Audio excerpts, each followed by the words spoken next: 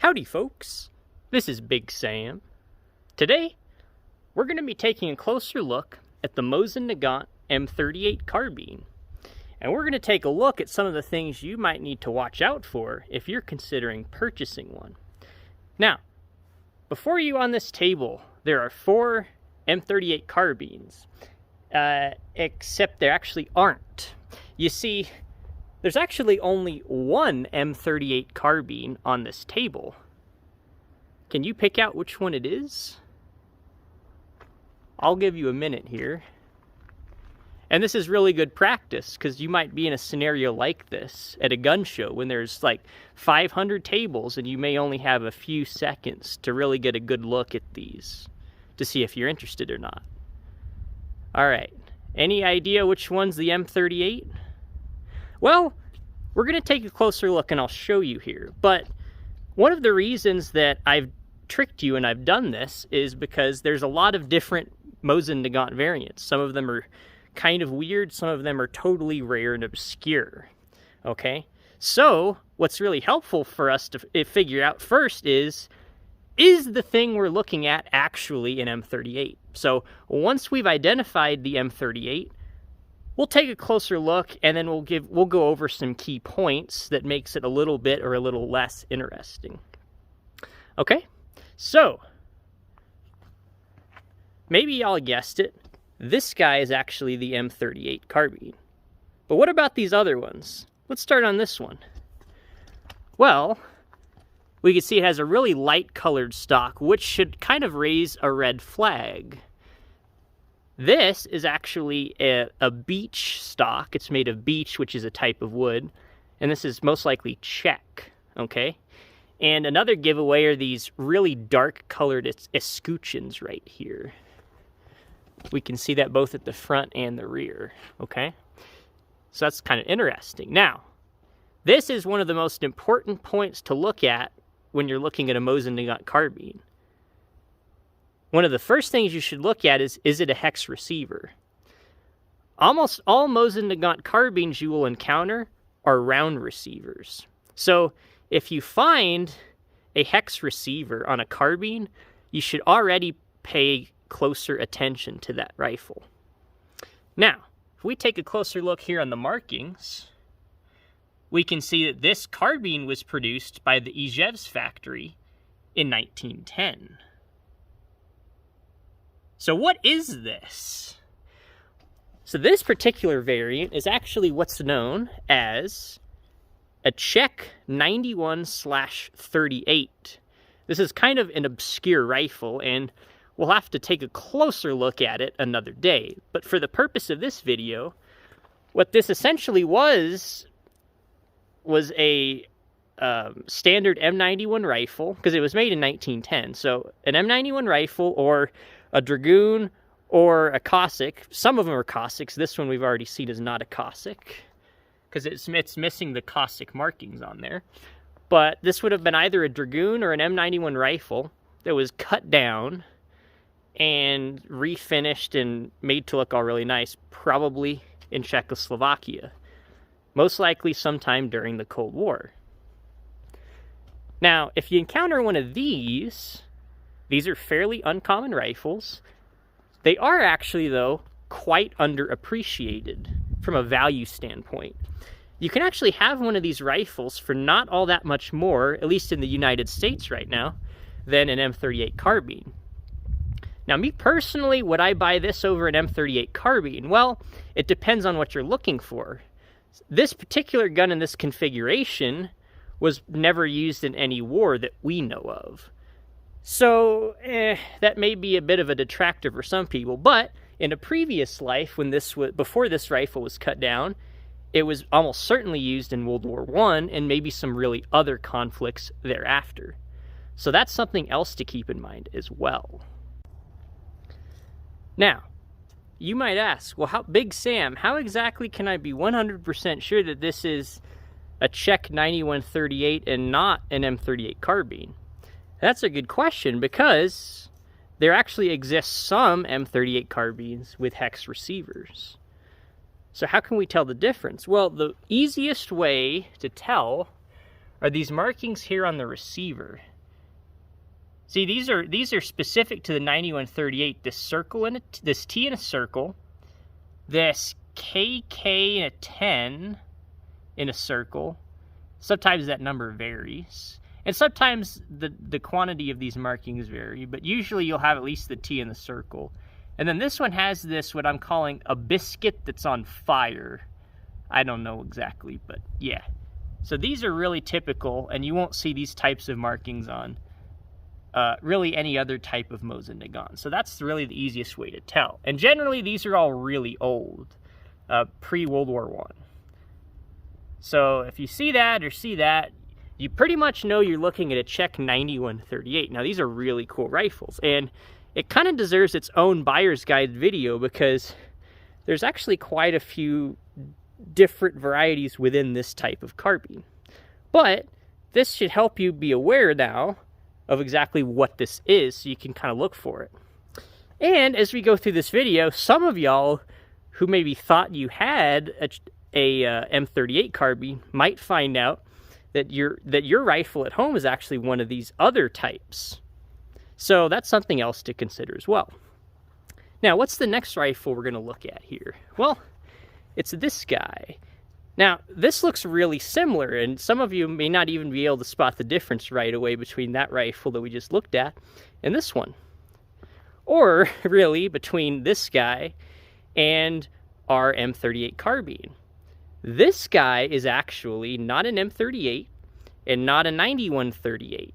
This is what's called a 9159, or M91/59, as you'll often see it referred to. What is this? Well, simply put, this is a 9130 rifle that had the barrel cut down to a M38 spec, and generally these are put in either M38 or M44 stocks. And we can see here that this guy is an M44 stock because it has this little cutout for the bayonet here. Okay?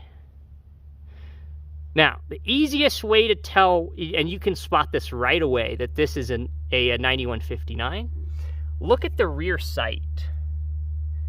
See how it has these grinding marks right here? So, past 1,000 meters, all the sight graduations were just ground off.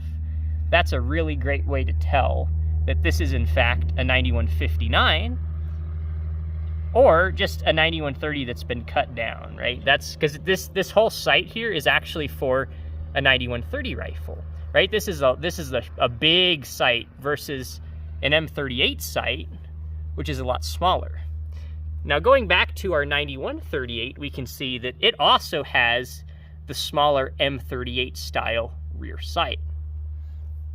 And what's also interesting about that is it's on this whole assembly that wraps all the way underneath the barrel.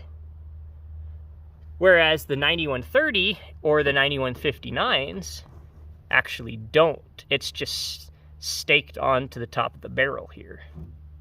So that's another great thing to look for. Now this particular one is a 1943 Ijevsk, and we can see here 1891/59. Most of these rifles are 1943 Ijevsks. And generally these will have really nice sort of glossy finishes. These tend to be really beautiful, really nicely put together rifles.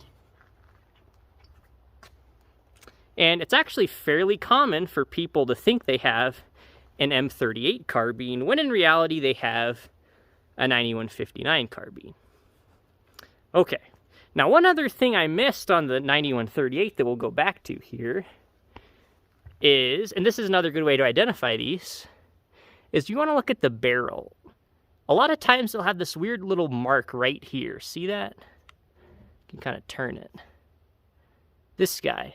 What is that? Well, after these were cut down, these were actually in a different configuration. The original carbine configuration for these actually had a folding bayonet.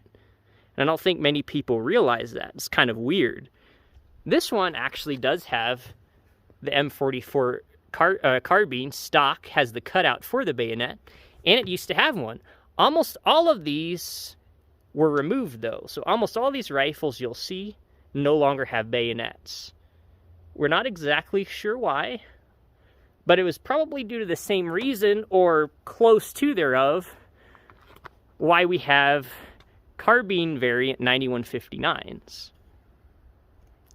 So they're different in some ways, but they're also very similar in some ways. And again, we'll have to cover these in separate videos, because they really deserve their own video where we can spend a little bit more time going into what they are, what we think they are, why they exist, who built them, that kind of thing. Because they're kind of mysterious rifles. Okay, what is this atrocity? Now, some of you might say that's some sporterized junk, and you're half right. This is actually a 1907 carbine. And the easiest way to tell it's a 1907 carbine is by looking at the rear sight here. This is very indicative of a 1907 carbine, and that's exactly what you should look for. The other thing we see here, it's a hex receiver. Remember, anytime you see a carbine with a hex receiver, pay closer attention. Now, what I also like about this example is it's a sporterized stock, and it sort of serves as a good reminder here. Because a lot of times you may be looking at Mosin Nagants and you'll see one with a cut down stock, and you might ask yourself, well, should I buy that? I don't know, that looks kind of like it's been ruined. Well, it really depends. For one thing, it depends on the price, right? The price is sort of king, kind of dictates everything. But let's say it's reasonably priced. Well, then if the stock's cut down, you should first take a closer look at what the rifle itself actually is. If the barrel has not been cut down, then it may actually be a really good buy. Now, case in point on this one, we don't even need to have a buyer's guide on the 1907 carbine. Simply put, the buyer's guide is as follows. See one, buy one. It's that simple. These are quite rare rifles, not something you typically see, and sometimes you'll see them in sporterized configuration like we have here today. So it serves as a good reminder to, even if you see something that looks sort of ugly and looks like someone's kind of ruined it, you should still give it a second look to make sure you actually fully realize what it is you're looking at. So with all of this information in mind, let's get back to our M38 carbine, which is this guy. Now, whenever you look at these, statistically, before you even pick it up, if it's an M38 carbine, it's most likely that it will be a 1943 Izhevsk, kind of like we saw here, a 1943, but this used to be a 9130, but the same year and the same manufacturer. And typically, they're counterbored. The majority of M38s you will see are, in fact, counterbored.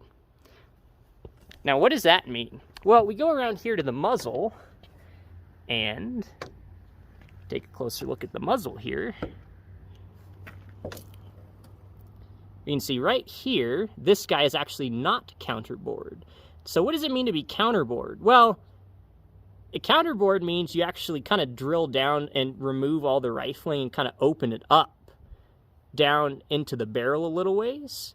What you're essentially doing is, it's sort of a hillbilly way of recrowning your rifle. And the point of that is you have really worn rifling here at the muzzle, or the crown's really worn. And theoretically that can sort of mess up the bullet right before it leaves the barrel and kind of hurt its trajectory, thus hurting your accuracy. So the idea was you get rid of that worn rifling and you counterbore it such that you basically get a new crown. Because remember, rifling wears at the muzzle end and the chamber end first, and it wears inward like that. So that's one of the reasons they did that. And it's really important what the last thing the bullet touches within the barrel before it leaves the barrel, because that's going to dictate your accuracy. So a lot of these are counterbored. Now, if you have an M38 that's counterbored, does that hurt its value? Well, the short answer is no, because like I said, if it's counterbored, it's in the majority, so it doesn't really hurt anything. If it's not counterbored, it's a plus, but if it is counterbored, that's normal. Now, some people really hate counterbore rifles. If you're really interested in Mosin Nagants like Big Sam is, it's a fact of life. You don't really care. It's just part of the rifle. Now, if we look at this guy, we can see this is a little bit earlier. This is a 1941. And this is actually a pre-war 1941 by the looks of it. It has what's called a low-wall receiver here, which indicates that it was produced before Operation Barbarossa really was in full swing and the Russians were starting to having to make extensive modifications. Well, not so much extensive, but they were having to really change their quality control and how nicely a lot of these looked. So one of the things they got rid of was this extra milling, but we'll talk about that another day. But just know this is a pre-war rifle. Now, the pre-war rifles are going to hold a premium in price to, let's say, a wartime rifle, because again, most of these are going to be from 1943 or 1942, but generally 1943 it seems to be overwhelmingly the most common year for an M38 rifle. So anything before that's pretty cool. Now, after it, you can also find a 1944 or a 1945 rifle. 1944 is it's fairly common, but it's not as common as a 1943. If you find a 1945 M38, that's actually quite a bit less common and a little bit more desirable. If you can find one of those for a good price, let's say in America in the year 2021, maybe under $600, I would absolutely buy one. Based off of how many they made, they're not typically seen. Now, the other important thing here is to look at is this bayonet cutout. Okay, so this guy is actually in an M44 stock. Most M38s that you'll find are in an M44 stock, right? So let's say the most common M38 you'll find is most likely going to be a 1943 Izhevsk that's been counterbored and in an M44, stock with that cutout there. So how much should you pay for that in 2021? Well, really depends. And this gets a little more complicated, especially when we look at the prices that 9130 rifles are currently fetching, which is quite a bit. I mean, I see some of them going for over $500. Now, typically, something like this, let's say this was the most common configuration, a counterboard 1943 Izhevsk in an M44 stock. That should probably be running no more than $400, at least as of like last year. Maybe $450 on a good day. But M38s, even in that most common configuration, are quite a bit less common than a 9130 rifle. So then we sort of have this dichotomy here. Is it actually worth more than a standard 9130 rifle, or is it worth less? Well, we're sort of in a weird position in the market right now where there's a lot of much rarer Mosin Nagant variants that are fetching less, the same, or even just a little bit more than a standard 9130 rifle. And why is that? Well, that's going to be a video for another day, because that's a really interesting topic in and of itself. But it just goes to show that a Mosin's sort of worth what someone will pay for it. But generally, as a rule of thumb, if you can get that most common variant of an M38 from around $400 to $450, you're doing pretty well. Now, something like this I would pay a little bit more for, because again, it's a much less common year, 1941, and it hasn't been counterbored. But remember, this does have the M44 stock. It would be worth a lot more if it had an M38 stock. Potentially, it could be worth an extra $100 at least on its own if it had that M38 stock. Now, if it does have an M38 stock, you also want to look at the Escutcheons. If it has no metal here, then it's going to be a wartime stock. But if it has screws in the Escutcheons, and it does not have the cutout here for the bayonet, then that's going to be what we would call a pre-war stock. And that's actually quite uncommon, and that's even going to raise the value of the rifle that much more. And now that particular variant would actually be correct for this gun. So, you know, if you were able to find that stock and put it on this gun, it would raise the value of it a little bit more. So that's something else to consider. Now, if you find something older than 1941, let's say in 1940 or 1939, well, then that's even going to be worth more, right? It's kind of hard to say how much more. It depends, right, on the condition and is it counterbored and the stock and things like that. But it could theoretically be worth well over $600 at that point. Now, there's also some of these carbines that were captured by Finland during the Winter and Continuation Wars. Now, those we'll have to look at another day, but they're very uncommon, as Finland did not capture very many of those at all, and the troops didn't really like them. They were loud, and the big thing was they had big muzzle flashes, right? You had a big fireball coming out at the end, and it would give away your position. They didn't really like these guns that much. So and they didn't capture that many, so when you couple those two facts together, there's just not that many of them. Now, typically, they won't even have the standard SA letters in a box. Typically, they'll actually just have either no markings or a big letter D on the barrel shank to indicate that it was re-throated for the finished D166 cartridge. And if you find one of those, they can easily be worth over $1,000. It really just depends on the rifle and its condition. But that's something else to look for as well. Now, those typically are 1939 rifles that were captured probably during the Winter War, but you can find some later ones, maybe from the Continuation War as well. But typically, those should have the early style escutcheons with the screws, especially if it's a 1939 year of production. Also, Tula, the Tula factory, would make some of these as well, and you can tell it's Tula because it'll have a big star on the barrel shank. Those are much less common than one of these. Those can easily fetch well over $600 as well.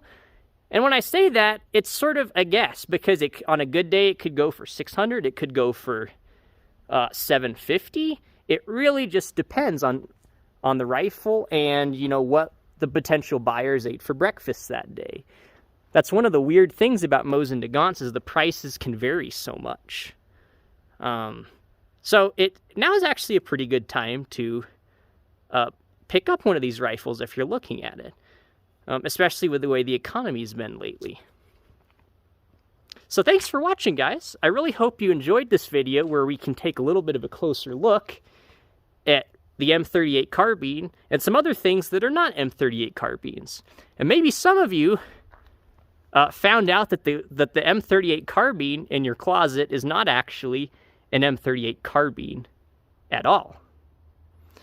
So again, thank you guys for watching. I really appreciate it. Please consider subscribing if you're interested in more Mosin Nagant content like this. Please let me know if y'all have any prayer requests, and I'll see you next time.